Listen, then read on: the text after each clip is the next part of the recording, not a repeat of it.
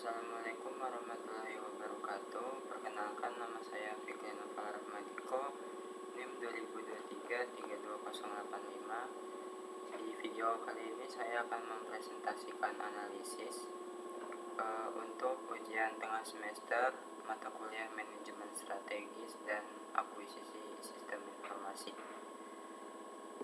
Untuk pembahasan pertama yaitu transformasi SI menjadi aset strategis, di mana kita harus mengubah paradigma bahwa sistem informasi hanyalah alat operasional.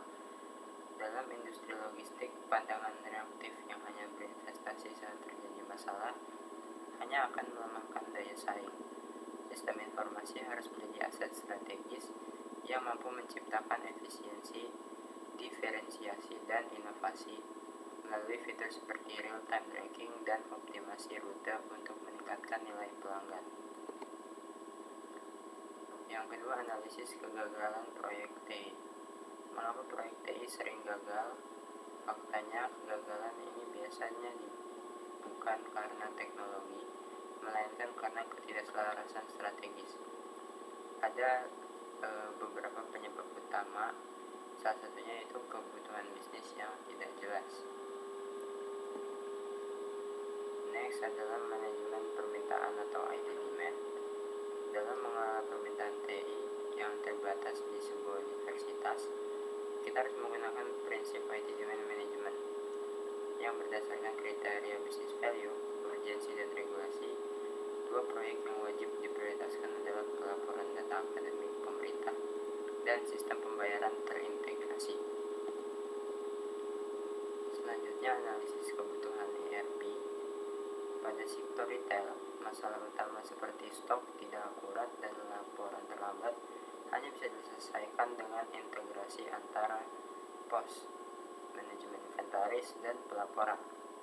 Fokusnya adalah pada persyaratan fungsional seperti sinkronisasi stok yang menjawab akar masalah, bukan sekedar digitalisasi laporan.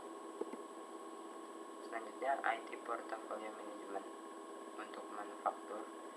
Dengan menggunakan pendekatan IT portfolio management dan prinsip ITIL, perusahaan manufaktur harus memprioritaskan investasi pada sistem ERP untuk integrasi inti dan keamanan cyber untuk mitigasi resiko. Selanjutnya, penyusunan business case untuk meyakinkan manajemen terhadap proyek ERP yang berbiaya besar. Diharuskan menyusun bisnis case yang kuat dengan TCO 5 miliar rupiah, namun mampu menghasilkan penghematan biaya persediaan dan kesalahan kirim hingga 2,2 miliar per tahun. Proyek ini memiliki return on investment yang jelas serta menciptakan nilai tambah melalui percepatan arus kas.